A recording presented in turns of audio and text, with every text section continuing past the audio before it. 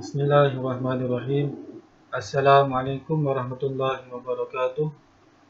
Alhamdulillah, pada kali ini kita akan tengok satu lagi tajuk dalam subjek Tauhid darjah 4, yakni tajuk tentang sifat wajib bagi para Rasul. Sifat wajib bagi para Rasul. Kita mulakan dengan bacaan doa dahulu. Bismillahirrahmanirrahim. Allahumma aftah alaina hikmataka wanshur alaina min khazaini rahmatika ya arhamar rahimin. Ya Allah, bukakanlah ke atas kami hikmat-Mu dan limpahilah ke atas kami khazanah rahmat-Mu. Wahai Tuhan yang Maha Penyayang lagi Maha Pengasih. Rabbi shrah li sadri wa yassir li amri wahlul 'uqdatam min lisani yafqahu qawli. Ya Tuhanku, lapangkanlah dadaku dan permudahkanlah urusanku dan lepaskanlah ikatan kekakuan lidahku. Yafqahu qawli, dan berilah kefahaman akan perkataanku. Baik, dalam tajuk ni, sifat wajib bagi para Rasul ni, murid-murid boleh lihat juga di dalam buku teks Tauhid darjah 4 pada muka surat 24. Pada muka surat 24. Baik, pada muka surat 24 ini, kita perhatikan ada dialog di antara dua orang, yakni antara ustazah. Nama ustazah apa ni? Oh, tak jelas sangat nama ustazah. Dengan seorang murid dekat sini. Baik, murid bertanya pada ustazah, Ustazah, apakah sifat yang wajib bagi para Rasul? Baik, jawab ustazah, sifat yang wajib bagi para Rasul ada 4, iaitu as-sidqu, al-amanatu, at-tablighu dan al-fatanatu. Ini jawabnya ustazah. Baik, untuk lebih jelas lagi apakah maksud bagi ke-4 sifat, boleh tengok pada halaman ke-25 buku teks ya. Baik, yang pertama as-sidqu. As-sidqu bermakna benar. As-sidqu adalah benar, sifat benar. Sifat yang kedua adalah al-amanatu. Al-amanatu bererti bersifat amanah. Amanah dalam bahasa kita kan, dalam bahasa Melayu lah. Dan yang ketiga, sifat yang ketiga adalah at-tablighu. At-tablighu maknanya ialah menyampaikan. Menyampaikan wahyu daripada Allah Subhanahu Wa Taala. Dan sifat wajib yang keempat adalah al-fatanatu. Al-fatanatu artinya ialah bijaksana. Al-fatanatu artinya ialah bijaksana. Baik, Ustaz harap murid-murid dapat cuba hafalkan ke-4 sifat wajib bagi para Rasul ini. Ini memang penting sangat ni untuk dapat hafalkan ke-4 sifat ini berserta dengan erti bagi setiap sifat. Kita boleh ulas sekali lagi. As-sidqu bererti benar, al-amanatu bererti amanah, at-tablighu bererti menyampaikan, dan al-fatanatu bererti bijaksana. Alhamdulillah. Baik, murid-murid, untuk setiap sifat ke-4 sifat wajib bagi Rasul ni ada contoh-contoh kisah yang kita boleh perhatikan. Contohnya untuk sifat yang pertama ni, sifat as-sidqu. As-sidqu artinya benar. Peristiwa yang diberikan dekat sini dalam buku teks ialah peristiwa Isra' dan Mi'raj. Berkaitan dengan Isra' dan Mi'raj. Apa dia maksud Isra' ni? Perhatikan, Isra' ni maksudnya adalah peristiwa di mana Nabi diperjalankan. Perjalanan Nabi daripada Masjidil Haram ke Masjidil Aqsa. Yang mana Nabi disafarkan, diperjalankan oleh Allah Subhanahu Wa Taala dengan menaiki burak. Dan burak ni dia nama sejenis binatang tunggangan yang Allah Taala datangkan dia daripada syurga, khusus untuk peristiwa Isra dan Mi'raj ni, untuk bawa Nabi Muhammad sallallahu alaihi wasallam. Itu adalah makna Isra, perjalanan Nabi daripada Masjidil Haram ke Masjidil Aqsa. Lepas tu perkataan Mi'raj. Mi'raj ni merujuk kepada peristiwa Nabi sallallahu alaihi wasallam diperjalankan daripada Masjidil Aqsa pergi ke Sidratul Muntaha. Jadi itulah secara umumnya makna Isra dan Mi'raj. Baik, kita sambung. Peristiwa Isra dan Mi'raj memperlihatkan kebesaran dan keagungan Allah Subhanahu Wa Taala kepada Nabi Muhammad sallallahu alaihi wasallam tentang apa yang ada di langit dan di bumi. Rasulullah sallallahu alaihi wasallam telah menceritakan apa yang baginda nampak ketika Isra dan Mi'raj. Antaranya ialah baginda telah pergi ke Baitul Maqdis pada malam tersebut dan bersolat di dalamnya. Ada di antara kaum Quraisy yang bertepuk tangan kerana memperlekehkan. Memperlekehkan ni samalah seperti tak percayalah, makna kata lain. Memperlekehkan ataupun memperkecilkan cerita tersebut. Dan ada yang mendengus kerana tidak mempercayai baginda.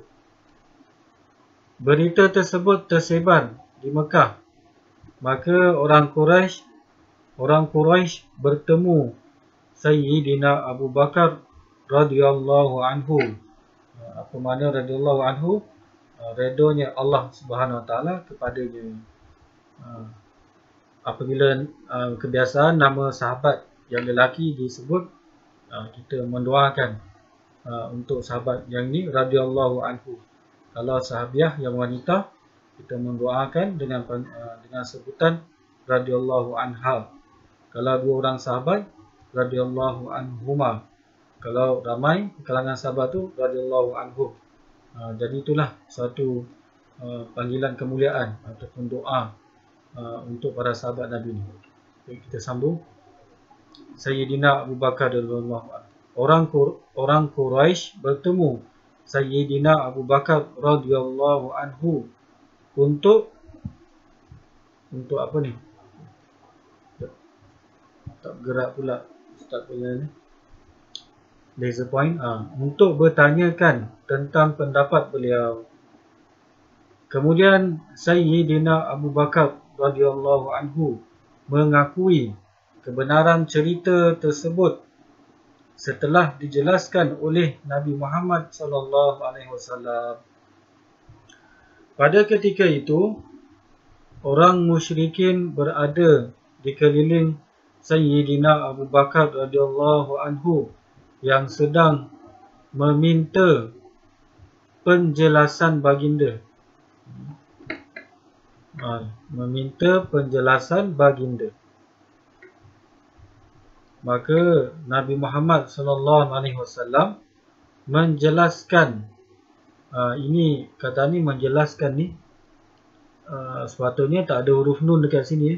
Ada kesilapan ejaan dekat dalam buku teks ni. Nabi Muhammad sallallahu alaihi wasallam menjelaskan kepada Sayyidina Abu Bakar radhiyallahu anhu dan memberitahu sifat-sifat Baitul Maqdis supaya orang musyrikin juga dapat mendengar tentangnya dan mengetahui kebenaran berita yang telah disampaikan oleh baginda sallallahu alaihi wasallam. Makna kata Nabi Muhammad pergi dekat sana, siap Nabi boleh cerita balik macam mana sifat-sifat ataupun ciri-ciri Baitul Maqdis tu, rupa bentuk, sebab Nabi tengok depan-depan ya. Jadi bila Nabi sampaikan tu, orang yang tahu ciri tu dah tentu akan membenarkan. Bermakna nak kata kebenaran apa yang Nabi alami itu sebenarnya adalah benar-benar berlaku. Bukan rekaan Nabi kan. Bukan rekaan yang Nabi buat-buat lah.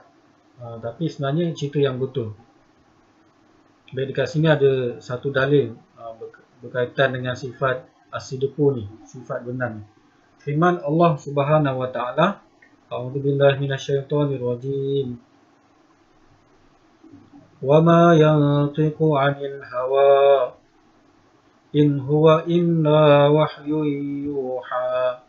Shadaqallahul 'azim. Suratul Najm ayat 3 hingga 4.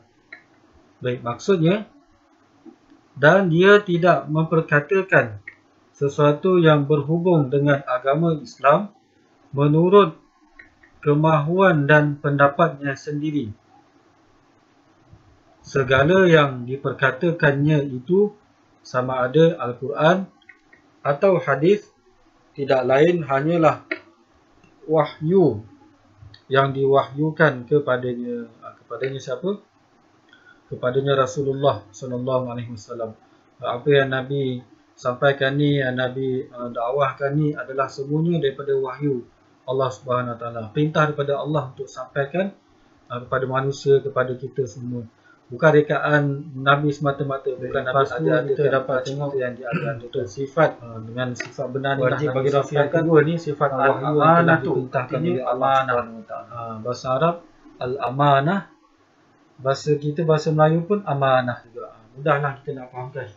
Ataupun kata lain jujur lah. Jujur, tidak menipu. Apa lagi yang kita boleh sebut yang seumpama dengan mana amanah. Baik, kita tengok apa cerita yang berkaitan dengan sifat amanah.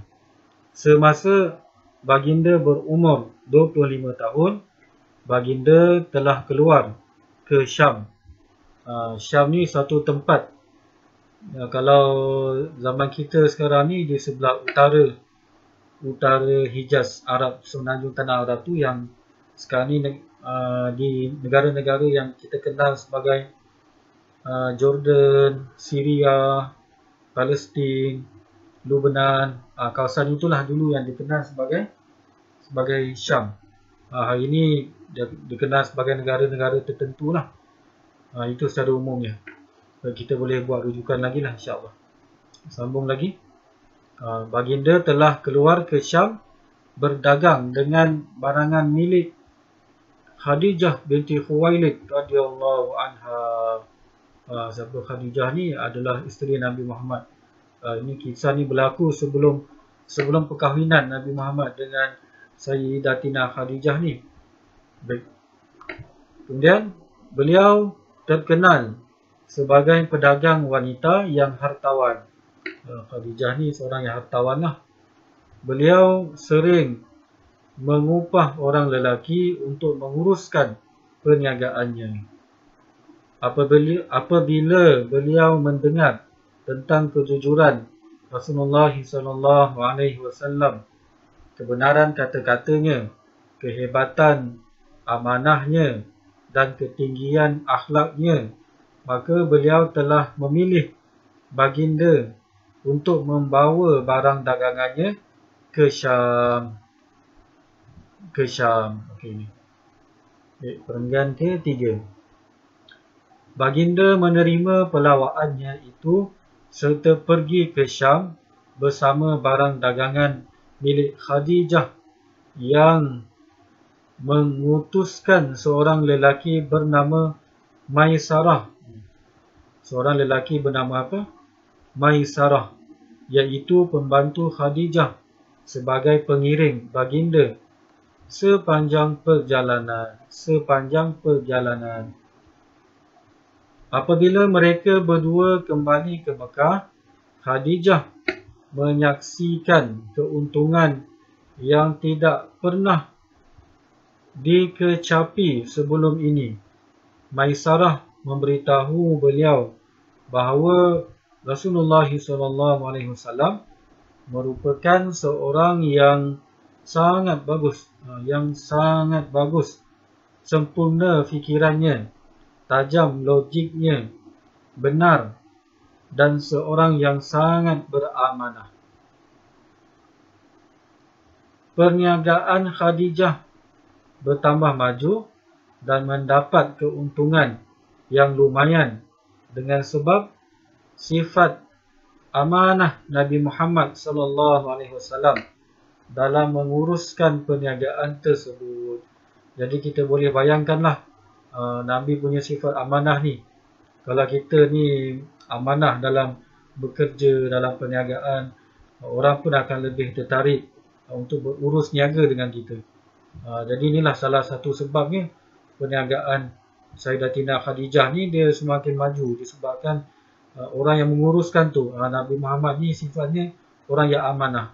Macam kita beli barang, pergi ke satu kedai dan kita kenal peniaga ni adalah orang yang amanah, dia takkan tipu kita, dia takkan jual barang yang kualiti tak bagus, dia akan jual barang yang setimpal dengan harga bayarannya. Inilah contoh-contoh amanah. Baik, kita sambung. Secara umumnya para rasul bersifat amanah. Semua rasul, nabi-nabi semuanya bersifat amanah, jujur dan tidak menipu. Contohnya ialah ayat yang merakamkan kata-kata Nabi Nuh alaihi salam sebagaimana firman Allah Subhanahu wa taala. A'udzubillahi minasyaitonirrajim. Inni lakum rasulun amin. Sadaqallahul azim.